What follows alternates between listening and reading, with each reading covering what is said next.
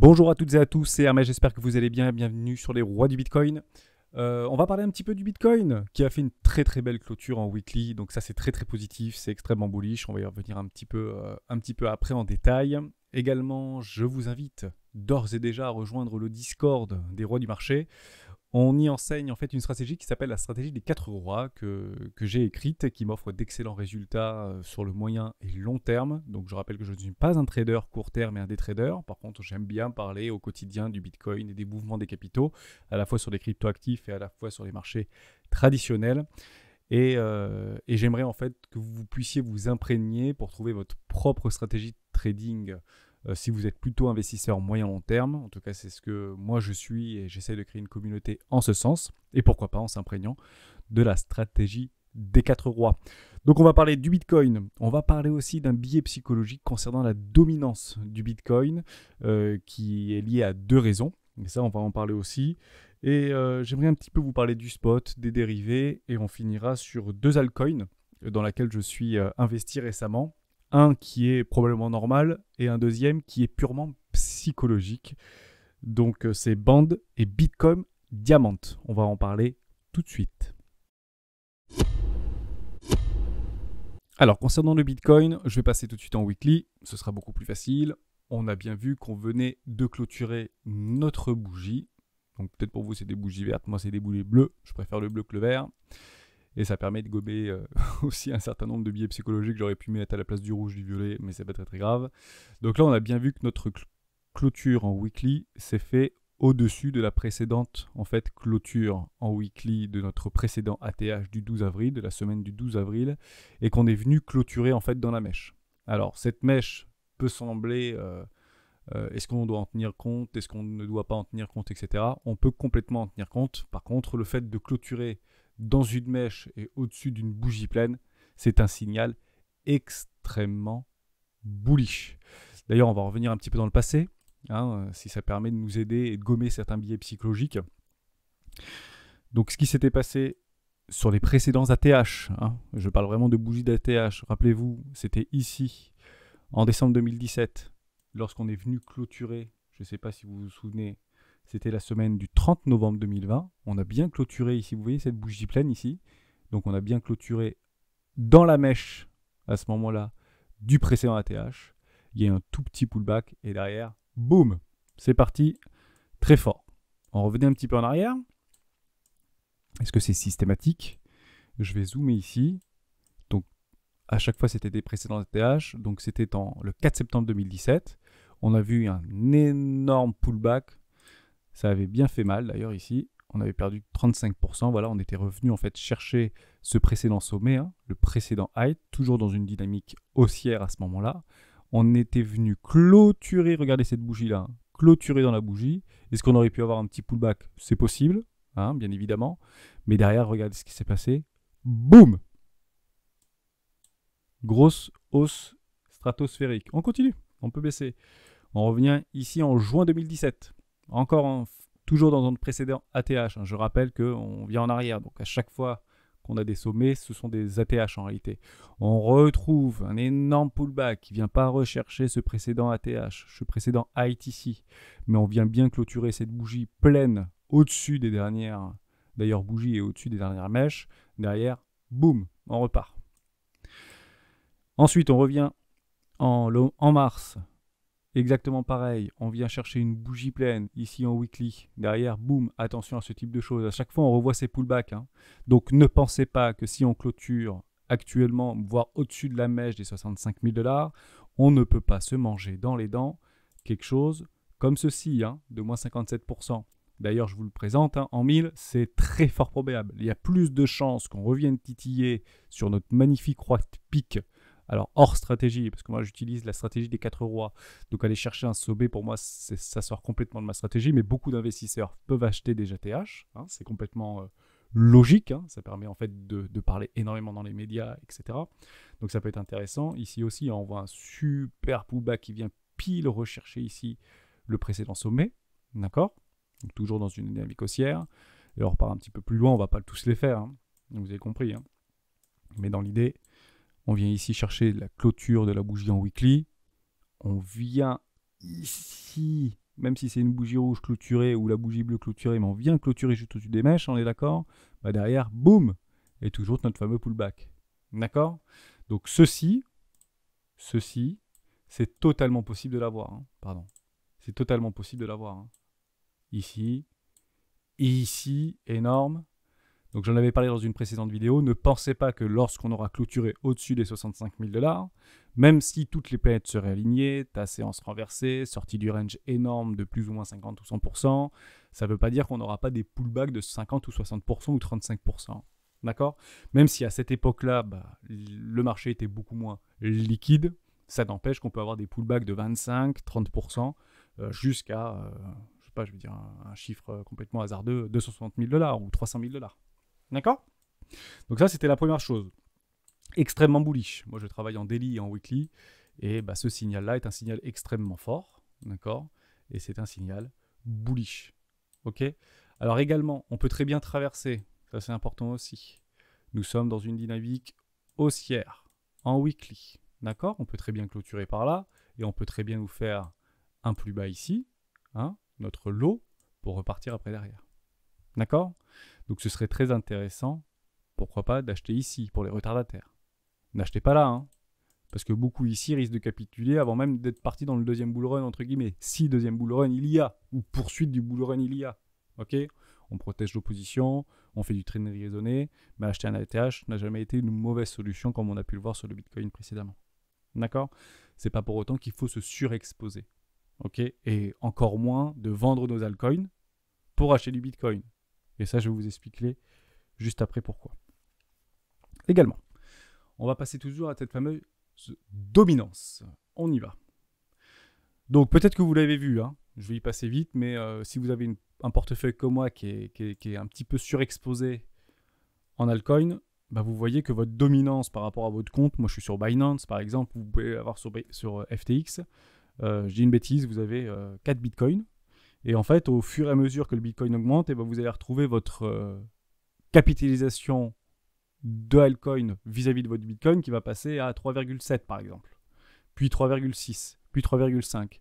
Dans votre esprit, ça c'est bien tourné des exchanges, en fait, tout n'est pas forcément rapporté en dollars ou en euros, ça peut être aussi rapporté en Bitcoin, en valeur de Bitcoin, en Satoshi.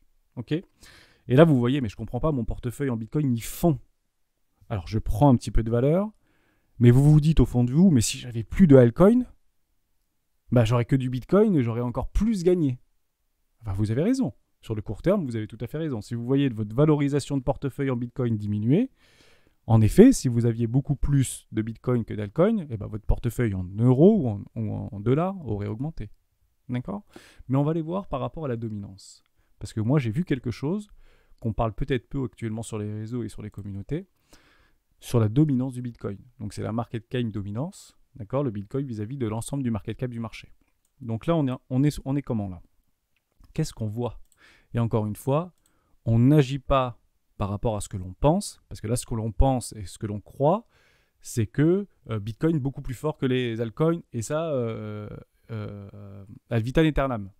Voilà, c'est sûr, c'est certain, le Bitcoin va exploser, etc. Alors, il peut exploser, en effet, pour une raison. Et une raison qui est assez simple, entre guillemets. Et ça peut aussi faire encore une fois partie d'un biais psychologique. Parce qu'on est en train de parler en ce moment d'une news extrêmement puissante au niveau mondial qui s'appelle un ETF. Un ETF permet à des investisseurs professionnels comme particuliers d'utiliser un produit financier réglementé, entre guillemets, pour investir sur du Bitcoin. Attention, avoir un ETF Bitcoin ne signifie pas détenir dans son portefeuille des Bitcoins. D'accord? C'est une reproduction réelle de ce que fait un actif. Comme l'or, par exemple. On avait parlé dans une précédente vidéo de l'ETF or. Quand vous achetez un ETF or, ce n'est pas de l'or que vous achetez. C'est en fait souvent basé sur des contrats futurs. Et d'ailleurs, ce qui s'est passé il y a quelques heures, au niveau de l'ETF, ce n'est pas un ETF sur le spot, c'est un ETF sur les futurs. Au même titre que sur le gold, que sur l'or. Okay? Dans l'idée, vous ne possédez pas un Bitcoin si vous avez un ETF. Okay? Et là, on parle de l'ETF Bitcoin. Et parler de l'ETF Bitcoin, automatiquement, c'est directement corrélé au Bitcoin. On est d'accord. Ce n'est pas corrélé aux autres assets, comme le Dogecoin, comme l'Ethereum, comme le Doge, comme le DOT, le Polkadot, comme tout ce que l'XRP, le Litecoin, le Bitcoin Cash, le BNB, etc. Hein, on parle bien du Bitcoin. Donc, est-ce que c'est normal, puisque la news sort actuellement du Bitcoin, qu'on parle plus du Bitcoin et que la dominance du Bitcoin augmente? Oui, c'est complètement normal. C'est évident. By the rumor, c'est the news. Et au moment où la news va sortir et que effectivement plusieurs ETF Bitcoin vont arriver, est-ce que ce serait pas là qu'il y aurait un petit retracement sur le Bitcoin ou une petite consolidation dans un range, un petit peu au-dessus des ATH, qui nous laisserait pumper nos assets et nos altcoins? Bah, je vais vous montrer quelque chose d'intéressant que moi j'ai vu récemment sur des structures de marché. On va sur la market cap, on va regarder ce qui s'était passé précédemment et où est-ce qu'on se trouve actuellement. Alors, je suis toujours en weekly. Oui. Je vais aller chercher des précédentes structures de marché. Donc la dominance en 2015, 2016, et puis au moment du bull run de 2017 où tout a explosé et que la dominance s'est effondrée au niveau du Bitcoin. Donc je ne vous cache pas que ici, on est bien d'accord que pendant le bull run de 2017, il était plus intéressant d'avoir des altcoins que du Bitcoin. Pourquoi? Parce que si j'avais conservé absolument mon portefeuille dans le Bitcoin, ben en fait j'aurais perdu énormément d'argent. Parce qu'il y a des shitcoins qu'on fait x100, x200, x50, x10. On est d'accord? Alors oui, le Bitcoin a fait x5, x7, mais il y en a d'autres qui ont fait x50. Et ça aurait peut-être pu être intéressant d'être un petit peu diversifié, même si c'est un mauvais mot hein, qu'on dit diversifier sur les cryptoactifs. On ne se diversifie pas sur les cryptoactifs. On diversifie nos portefeuilles sur des secteurs. Les cryptoactifs est un secteur, les matières premières est un autre secteur, les indices boursiers c'est un secteur, les actions technologiques sont un secteur, les actions minières sont un secteur, etc. etc., etc., etc. D'accord? Si vous avez que de la crypto dans votre portefeuille, vous n'êtes pas diversifié. Hein. Vous êtes 100% crypto, tout simplement. Donc là, il aurait été intéressant peut-être d'avoir des altcoins. Et qu'est-ce qui s'est passé quand on a eu en fait cette espèce de retournement ici, là, en double bottom? Bah, moi, c'est ça qui m'a intéressé et j'ai trouvé ça très sympa et je voulais vous en parler. Hop, je vais quitter ça. Je vais chercher mes précédents tops, ici. Je vais descendre sur de beaux retournements de marché. D'ailleurs, on peut aller ici sur ce W là, par exemple. Sur ce double bottom, que vous voyez, je vais un peu l'agrandir. D'accord? Sommes-nous allés chercher sur ce retournement de marché long terme? Hein? Est-on venu casser le premier arrêt? Ici. Non. Nous n'avons pas cassé le premier arrêt. Boum! On fait un nouveau plus bas. On est bien dans une tendance baissière. D'accord? Tant qu'on ne vient pas casser ici le premier arrêt, le plus logique serait de faire un nouveau plus bas. Et c'est la même chose lorsqu'on est dans un marché haussier. Hein, tant qu'on ne vient pas détruire notre premier arrêt, on est considéré comme toujours haussier, tout simplement. On continue. On remet notre Fibo. Ici. Est-ce qu'on est venu dégommer notre premier arrêt? Alors, il y a une petite clôture ici. Hein. Ça aurait pu faire peur. Mais derrière, on fait bien des structures de marché qui ne sont pas très jolies. Bon, ici, c'est pas très joli parce qu'il y a des lots qui sont plus bas que les précédents lots au niveau des mèches. Mais là, on peut dire que c'est validé. Hein, d'accord? Ce gros truc-là. On va dire que c'est validé. On vient titiller le premier arrêt. Boum. Vers le nord. Vers le sud, pardon. Ça descend. Mince. Et pourtant ici, je peux vous garantir que le Bitcoin, il prenait de la valeur hein, par rapport aux altcoins. Hein. Là, vous aviez vos XRP, vos Litecoin, votre Bitcoin Cash qui était en train de se prendre une claque par rapport au Bitcoin. Ici, vous voyez le Bitcoin monter et tous vos altcoins qui étaient en train de se prendre une claque. Vous avez du plus 12% pour le Bitcoin et moins 16%, ou plus 2%, ou moins 5% sur le Litecoin. Vous comprenez? On continue. Ici, je réefface tout. On va chercher mes lots. Boum! Je viens ici. Grosse structure de retournement. Le Bitcoin reprend de la valeur. D'accord? Ici, mon premier arrêt est là. Hein. Je vous le note bien ici. Boum. Je fais plein de boum en ce moment. Ok.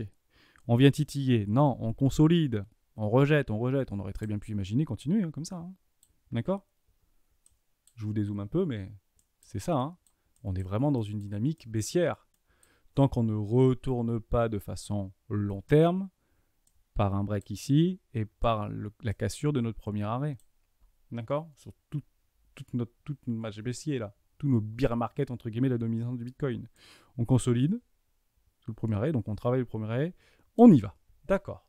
Là, effectivement, plus intéressant d'avoir du Bitcoin. Je vous l'accorde. Ça ne veut pas dire que les altcoins ne font pas du plus 100% aussi, hein, ou du plus de 100%. Mais là, c'était plus intéressant dans cette configuration de marché. Le marché a décidé que le Bitcoin était plus comment on peut dire ça, plus valorisé, plus important, plus secure, plus safe, plus ce que vous voulez. En tout cas, on préférait le Bitcoin à ce moment-là. Et là, on a un vrai signal de marché. On continue. Donc le plus probable à ce moment-là, qu'est-ce que c'est, hein? Quand on vient casser le premier arrêt, le plus probable, c'est de faire un tour en zone de rechargement de vente long terme logique. Je vais tout effacer, c'est plus simple. Comme ça, on comprend bien. Très important. Donc on vient se casser le premier arrêt, on fait un petit pullback, on revient, on retravaille ici les précédents supports, hein, d'accord? Donc là, on peut dire que c'est quand même du béton, super. On vient chercher une zone de rechargement de vente logique. Alors, je ne vais pas le prendre là, je vais prendre par rapport à mon précédent structure de marché. Comme ça, on vient quasiment titiller mon 0,618, oui, on vient dessus, hein. Exactement. Là. Et là, j'aurais du take profit. Là, j'aurais très bien pu, quand le Bitcoin arrive dans cette zone-là, alléger mon portefeuille en Bitcoin pour me repasser dans les alts. On est d'accord, on n'est pas d'accord? Oui, évidemment. Ça aurait été très intéressant ici de ne pas tout mettre en Bitcoin parce qu'on voit que le truc il monte, la dominance, hein. Billet psychologique. Regardez la technique. Hein, investissez dans ce que vous voyez, pas dans ce que vous croyez. Ce qu'on croit, c'est que le truc il va partir dans la lune. Non, ce qu'on voit, c'est qu'ils arrivent dans une zone de rechargement de vente logique. D'accord?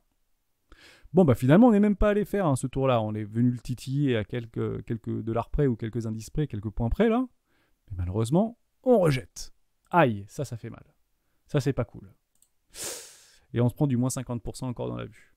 Donc là, gros bull run, hein, de 2020, d'accord? Donc là, les alts ont surperformé, l'Ethereum a surperformé le Bitcoin. Beaucoup d'altcoins comme Solana, comme le BNB, comme ces assets-là, le top 30 là, ou le top 10, hein, ont largement surperformé le Bitcoin. Qu'est-ce qui se passe en ce moment? On revient par rapport à notre précédente structure de marché. Rebelote. On va chercher ici nos heights, on va chercher ici nos lows.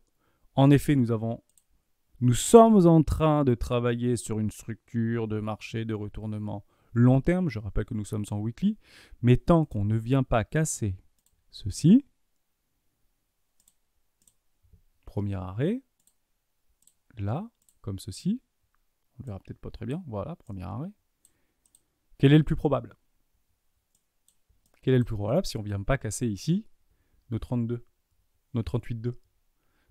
Je vous montre c'est quoi le plus probable. Même si on commence à faire une structure de marché long terme, tant qu'on ne vient pas casser le premier arrêt, peut-être 4 bonnes. Voilà. C'est ça le plus probable. Donc est-ce que sur cette mèche-là, c'est intéressant de tout passer nos altcoins en Bitcoin? Non. Bon, j'admets, on est proche des ETH sur le Bitcoin. ETH, c'est pas très très loin, mais on a l'impression que c'est un peu difficile. Avec les dérivés, on fait de la chasse aux liquidités, c'est dur. Bitcoin va passer au-dessus d'Ether, etc. Ethereum. Non. Attendez au niveau de la dominance. Tant qu'on ne vient pas casser ici, tant qu'on ne fait pas ça, aucune raison de sortir nos bagues. Hein. Moi, je rappelle, je dis ça parce que j'ai un biais psychologique à moi-même, puisque j'ai très peu de Bitcoin, parce que j'ai pris énormément sur la montée. Et je suis beaucoup plus aujourd'hui en altcoin qu'en Bitcoin. Par contre, si on commence à faire ça, des jolies structures de marché, d'accord? On commence à revenir dans une dynamique haussière, on travaille, on vient faire un lot, on recasse ici. Bon, là, j'admets, si on fait ceci, on est vraiment dans une dynamique haussière. Je vois que mes alts sont en train d'exploser, se faire exploser par le Bitcoin. Bitcoin à 200 000. Oui, ok, d'accord. Là, à ce moment-là, je vais peut-être un petit peu décharger quelques alts qui n'auront pas surperformé ou que je verrai qui sont un petit peu à la traîne. Parce que fondamentalement, il y a des mauvaises news, ou il y a très peu de news, ou un petit peu comme Aion qui est un petit peu délaissé, et finalement je vois qu'il ne performe pas, ou comme d'autres que j'ai actuellement, hein, je ne sais pas moi, comme BAT, comme plein de choses, même si j'y crois beaucoup, comme plein d'autres qui n'ont pas décollé. À ce moment-là, je pourrais peut-être un petit peu me décharger de ces altcoins qui font un petit peu rien pour investir sur des retracements, sur des pullbacks, sur le Bitcoin. D'accord? Si je vois que le Bitcoin il fait des choses comme ça, à ce moment-là, pourquoi pas un petit peu décharger des alts pour acheter un tout petit peu de Bitcoin et pour rééquilibrer ma dominance. On peut l'imaginer, mais ça, c'est un travail personnel à faire. Mais moi, tant que je ne vois pas ça ici, une vraie dynamique haussière, pour moi, le plus probable, boum, c'est ceci. D'accord? Donc peut-être que je vous ai gommé un biais psychologique, encore plus qu'à l'heure où je vous parle, nous n'avons même pas clôturé ça. Hein. Ça, c'est même pas clôturé encore. Hein. Pour l'instant, il n'y a rien du tout là. Hein. D'accord? C'est du vent. Hein. Ça peut très bien faire ça. Ici. Et boum. Hein. OK? Pour l'instant, il n'y a rien. La dominance du Bitcoin, bah, y a un sacré truc ici. Hein, d'accord? Je vous l'accorde. Mais on peut très bien ranger pendant des années. Hein. OK? Après, c'est à vous de voir ou à vous de croire. Est-ce que le Bitcoin a vraiment de l'avenir? Est-ce que finalement ça ne peut pas être remplacé par autre chose? On a eu beaucoup de FUD, notamment ici sur le fait que c'était énergivore. Et il y a plein d'altcoins comme l'Ethereum qui passe en 2.0 et qui n'est plus en proof of stake, mais qui en proof of work. Mais encore, donc c'est plus une preuve de travail, mais une preuve une preuve de, je sais plus, de liquidité, je sais plus comment ça s'appelle ça, proof of stake. Bon, j'arrive plus à le traduire en français. Bon, bref, c'est pas très grave. Et voilà, hein, on peut avoir plein de billets comme ça. Or, bah, y a beaucoup d'institutionnels qui investissent encore massivement sur le Bitcoin. On le voit actuellement, et notamment sur les ETF, sur l'ETF futur du Bitcoin. D'accord? Donc, possible qu'on ait quelque chose d'intéressant sur le Bitcoin. Pourquoi pas en avoir un petit peu? Si vous en avez, bah, pourquoi pas le conserver? Ne vendez pas votre Bitcoin contre des alts. Là, actuellement, c'est peut-être pas la meilleure solution. Mais par contre, voilà, on est dans un range. Hein. OK? On peut très bien faire ça et faire ça. Hein. D'accord? Et là, j'espère que si vous cassez ces précédents lots-là, bon, on ne s'accroche pas à ces BTC. Hein. D'accord? On ne réinvestit pas dedans. Hein. Hein? On ira plutôt voir des ALs qui sont en bonne posture, qui sont en train de faire des structures de marché avec nos rois de trèfle, nos rois de pique, nos rois de carreau, et pour aller chercher nos rois de cœur. Hein. OK? Voilà, je voulais vous montrer ça. Je me disais que c'était peut-être un biais psychologique que vous avez. Moi, je l'ai eu, donc je l'ai regardé et je me suis dit, bah oh non, en fait, non, il n'y a rien du tout. Effectivement, j'ai mon portefeuille d'altcoin qui est en train de se faire dominer par le Bitcoin, mais en fait, c'est totalement normal. On est dans un range, on n'a pas cassé le premier arrêt. Pour l'instant, ça peut être qu'un dead cat bond, ou en tout cas, le plus probable, c'est de partir plutôt vers le bas, en tout cas, de déprécier la dominance. OK? Donc, soyez patient. Tant qu'on n'a pas de structure véritable de retournement de marché comme ici, hein, d'accord? Tant qu'on n'a pas ceci, et on le verra arriver, bah, n'y a pas à s'inquiéter. Le plus probable, hein, c'est plutôt de faire ça. Hein. D'accord? On n'y est pas. Hein. Dès qu'on y est, bah, à ce moment-là, bah, on prendra des décisions. Mais on ne prendra pas des décisions avant. Hein? On prend après les décisions. D'accord? Voilà. Ça, c'était important, très important. On va parler un petit peu de l'order book, de l'order flow, de l'order book. C'est intéressant. Donc, je vais passer sur CoinElise. Qu'est-ce qu'on voit actuellement? Donc, ça monte, ça monte, ça monte, ça monte, ça monte. On devient de plus en plus bullish. Hein, on voit que le funding est positif.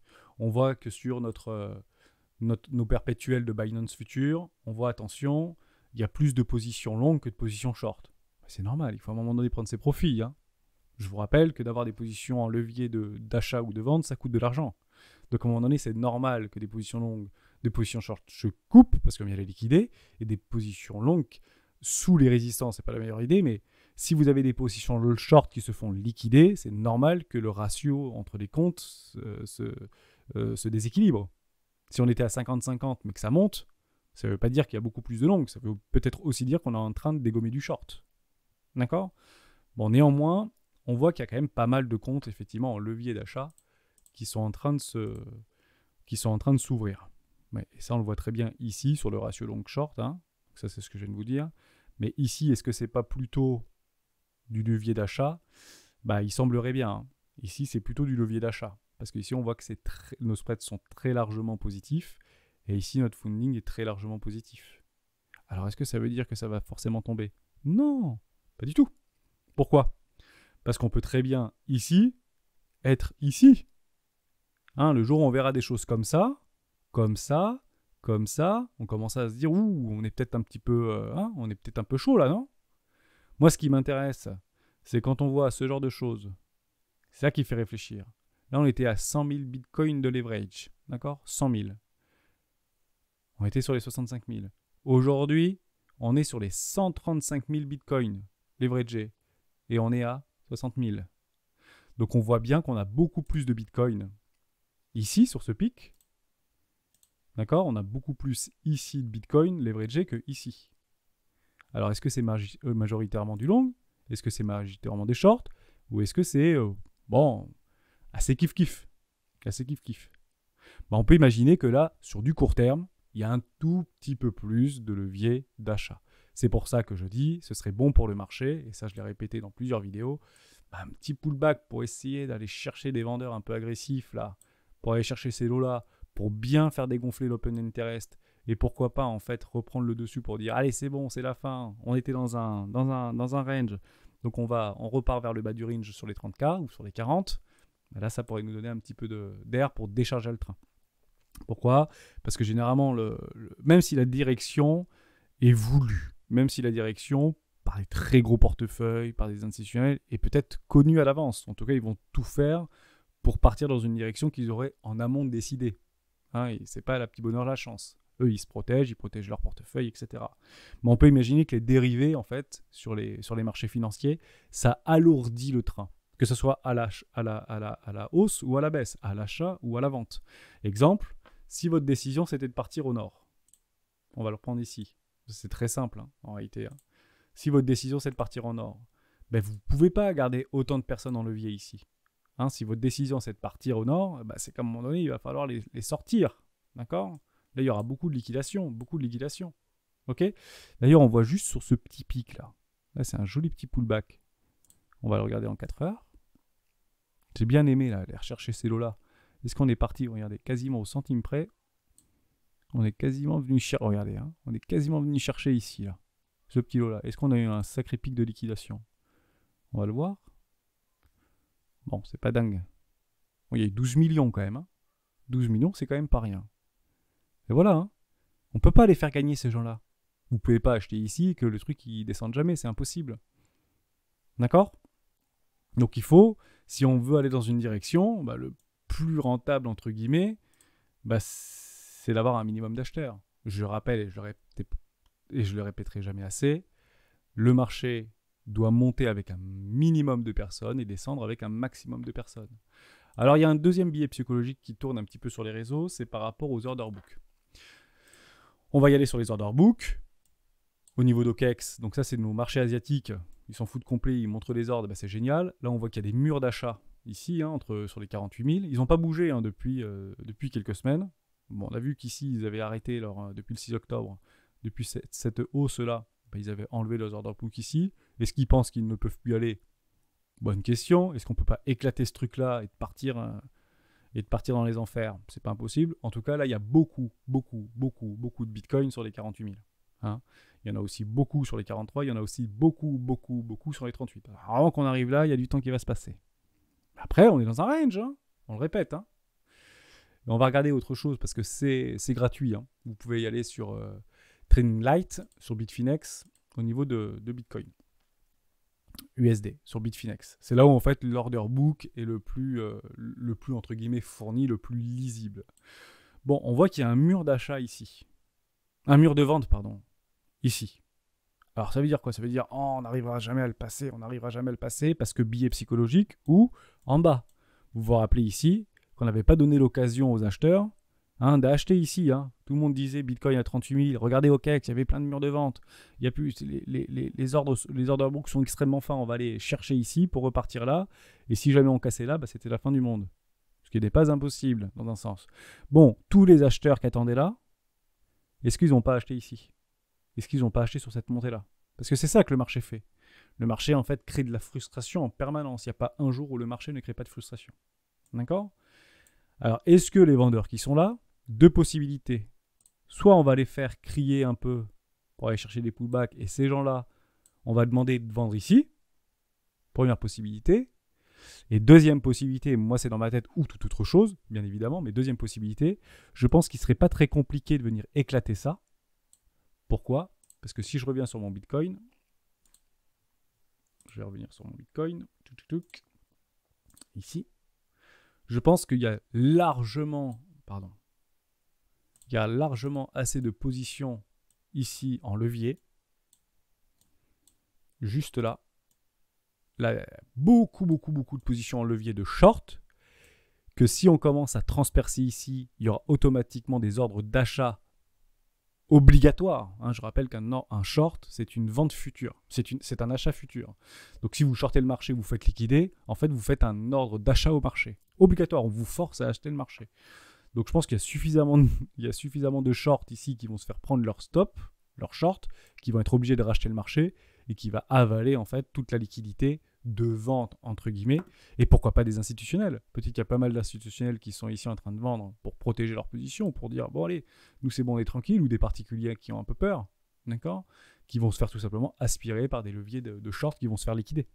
Donc en fait la balance s'équilibre ici. Donc dès que ça va être ok.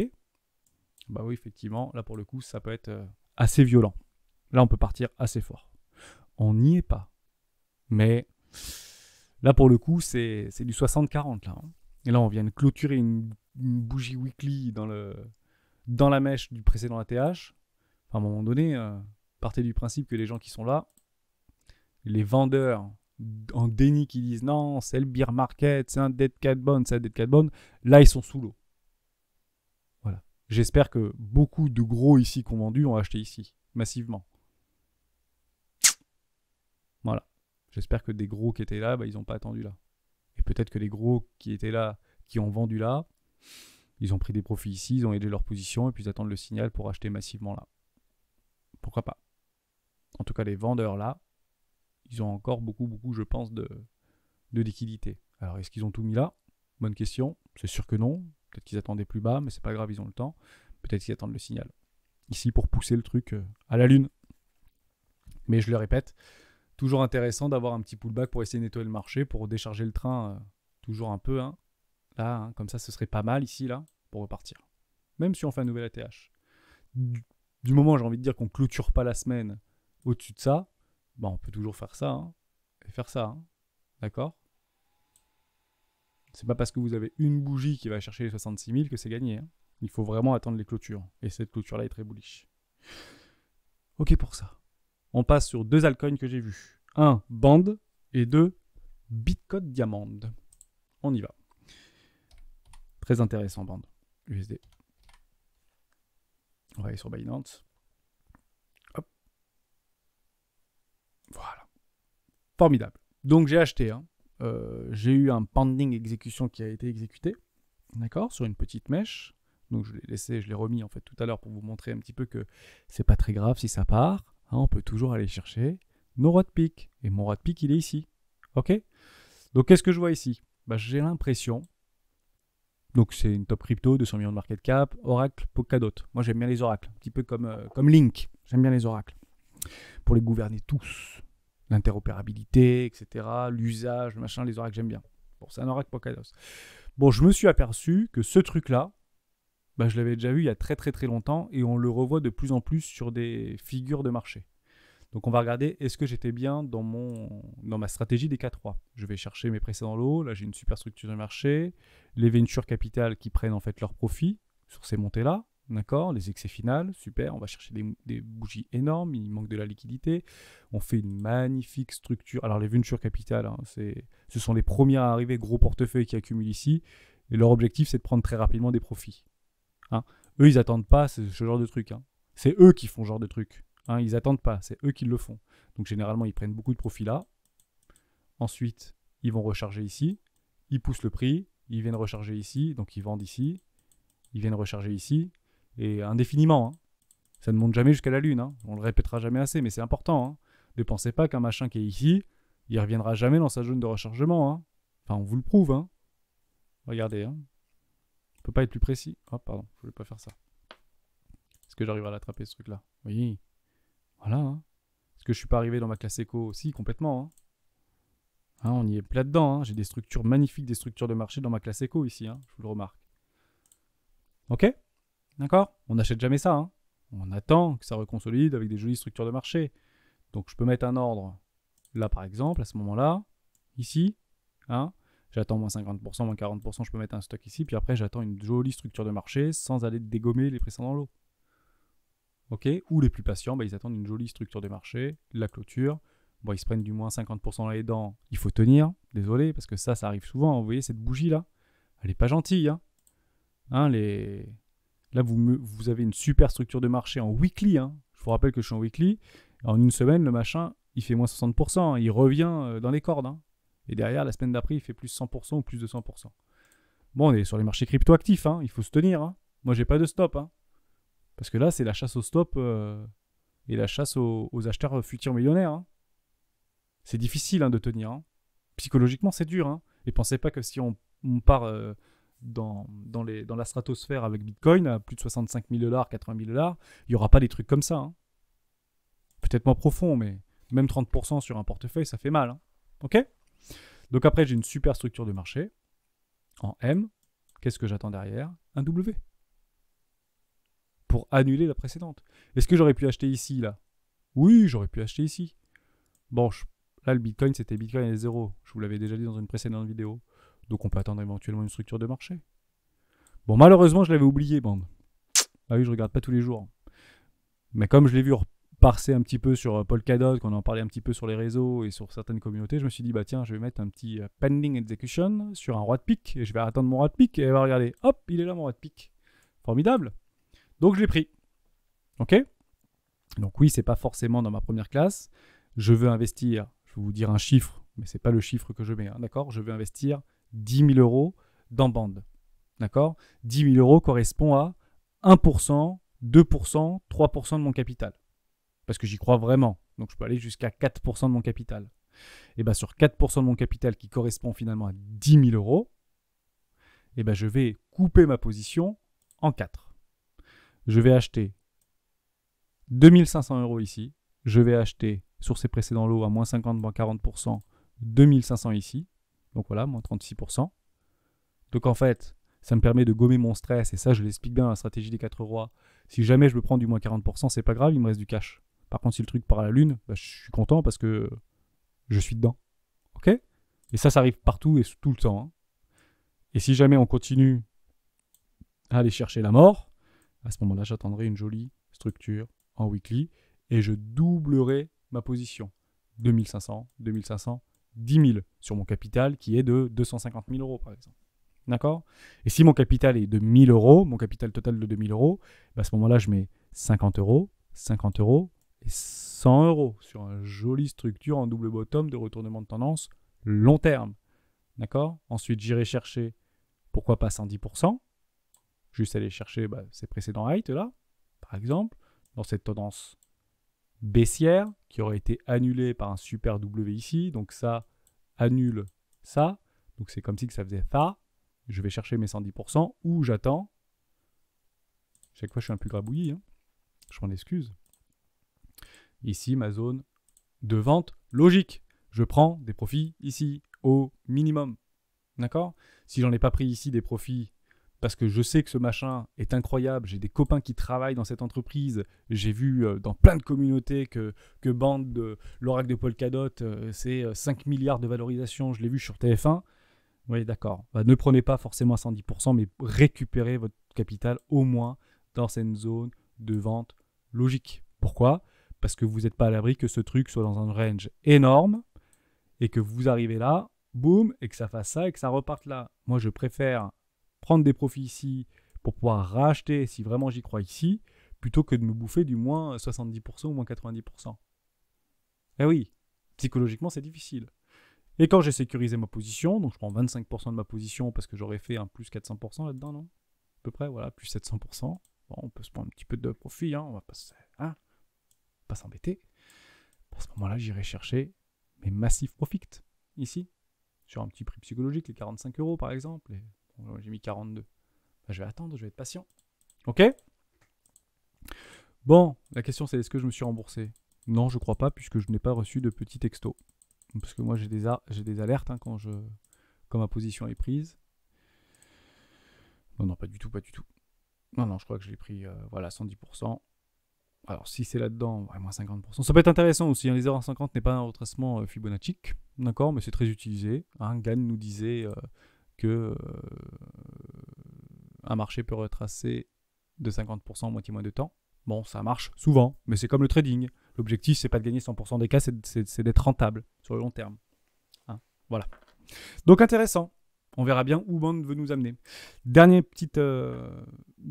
altcoin que je voulais vous parler, c'est Bitcoin Diamant. Pourquoi Bitcoin Diamant? Bon, là, c'est purement psychologique. Et j'aime bien travailler sur la BTC Diamant. Est-ce que ça existe là? BTC Diamant. Ah merde, je sais plus comment ça s'appelle. Dia Crypto. Et ben voilà, j'ai trouvé Bitcoin Diamant Crypto. Sur OKEx, peu importe. Voilà. Non, pas OKEx parce qu'il n'y a pas assez d'historique. J'aime pas trop. Binance, évidemment.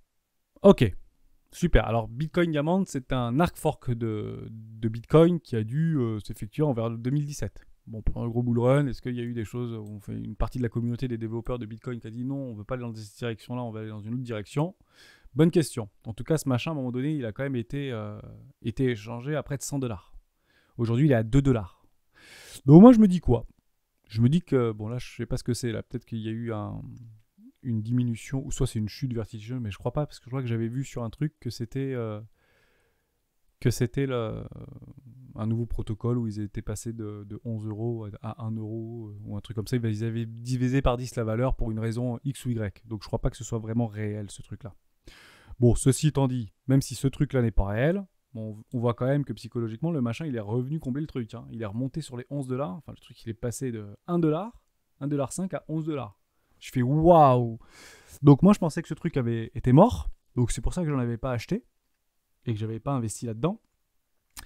Par contre, il est revenu dans ma première classe, le petit truc là. Donc je me dis, est-ce que ça peut être intéressant? Ben ouais, ça peut être intéressant. Pourquoi ça peut être intéressant? Purement psychologique. Imaginez qu'il y a des nouveaux entrants, beaucoup de public qui va rentrer dans le marché après l'annonce de ETF Bitcoin, et puis il y a plein de personnes, d'influenceurs, de sachants, de penseurs, de ce que vous voulez, va dire non, il faut surtout pas investir dans les ETF, il faut investir dans les vrais Bitcoins. Oh, ok, d'accord. Bon, il y en a beaucoup qui ne savent pas, hein, mais c'est pas grave, ils n'ont pas appris. Et là, ils vont voir un Bitcoin diamant en plus.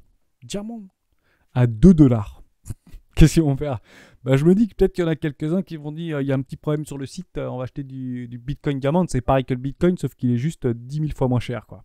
Donc, j'ose espérer que si Bitcoin passe un ETH, le machin, il pourrait faire un petit truc comme ça. On ne sait pas trop comment. Donc là, c'est purement psychologique. Alors, j'ai mis une toute petite partie de mon capital, hein. D'accord? J'ai mis rien du tout, peut-être 0,3%. Mais c'était juste pour vous montrer ça parce que ça peut être un cas d'école et peut-être qu'on reviendra sur cette vidéo dans quelques semaines pour dire mais punaise, ce truc, il est parti, il a fait 500% sur un pump and dump, hein, d'accord? Je m'attends pas que le machin reparte dans la lune, c'est pas impossible. Mais je vois un truc comme ça, moi, hein, d'accord? Pump, dump. Donc je vois un truc comme ça consolide. ETF, Bitcoin, pump, dump. Et là, boum, boum, dans ma massive profit, je prends mes profits, hein, d'accord? Je garderai toujours un peu, mais ça peut être un super exercice psychologique. Ok? Et je vois qu'il y a quelque chose qui se passe très bien dans la dynamique interne.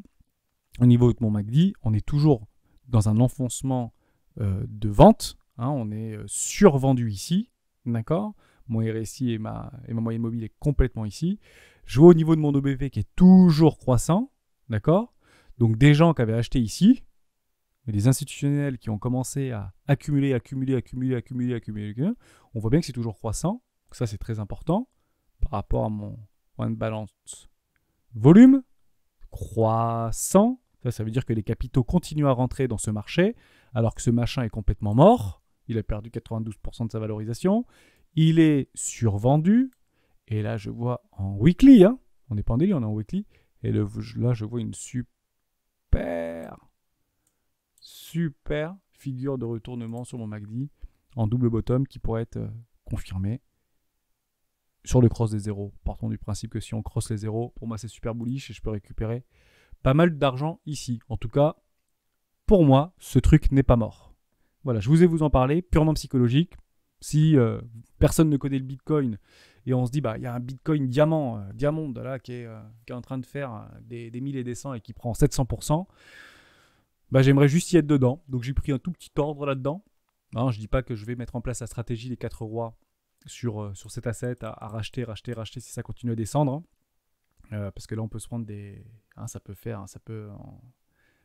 perdre beaucoup d'argent. Mais moi malheureusement sur un truc qui est complètement mort, qui je pense a quand même une communauté de fervents défenseurs parce que bah c'est un ad hoc et puis il y a toujours des personnes qui sont extrêmement engagées dans ce type de développement. On voit qu'on commence à faire des structures en monthly de retournement de tendance très très long terme. Ça, c'est super bullish. Hein. Je n'ai pas envie de vous dire, mais ça, c'est super bullish. D'accord? Donc là, on prend des profits. On revient. On ne vient pas péter les précédents lots. On commence à réaccumuler ici. Enfin, pour moi, c'est super bullish. Bullish. Bullish. Voilà. On verra bien. Si j'ai raison, c'est pas grave. L'objectif, c'est pas d'avoir raison. C'est de gagner. Et si je ne gagne pas sur cet asset-là, eh ben, j'aurai perdu qu'une toute petite fraction de mon capital d'investissement de départ. Merci beaucoup d'avoir suivi cette vidéo. J'espère que j'ai réussi à vous gommer quelques biais psychologiques, notamment sur l'ETF, notamment sur la dominance du BTC. Ça, c'était très important. Et pourquoi pas revenir d'ici quelques semaines, quelques mois sur Band et sur BCD, Bitcoin Diamond, pour voir où est-ce qu'on en est. À très bientôt sur les rois du Bitcoin. Ciao!